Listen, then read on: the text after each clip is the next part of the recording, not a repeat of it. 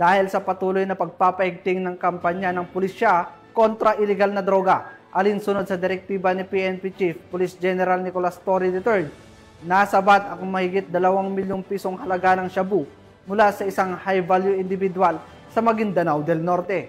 Patrolwoman Mary Chris Algabre sa balita. Ang tinatayang 2,249,000 pesos halaga ng hinihinalang shabu at arestado naman ang isang babaeng high-value individual sa Buldon, Maguindanao del Norte nito lamang ika-13 ng Hunyo taong kasalukuyan. Kinilala ni Police Lieutenant Joselito Esradam, hepe ng Buldon Municipal Police Station, ang suspect na si alias Saima, 32 anyos na residente ng naturang lugar.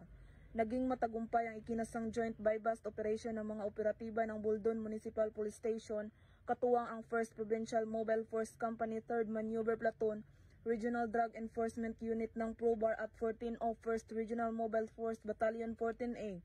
Nakumpiska ang 3 sachet na hinihinalang shabu at tinatayang nagkakahalagang 2,249,000 pesos at buy-bust money na ginamit sa transaksyon.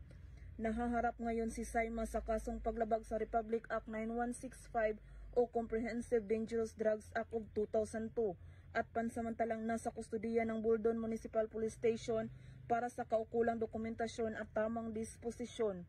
Patuloy ang pinaigting na kampanya ng PNP laban sa iligal na droga sa rehiyon bilang bahagi ng mas malawak na layunin ng pamahalaan na mapanatili ang kapayapaan, kaayusan at kaligtasan ng mamamayan. Mula rito sa rehiyon ng Bangsamoro, ako ang inyong PNN correspondent, Patrolwoman Mary Chris Algabre, alagad ng batas, tagataguyod ng Balitang Pulis.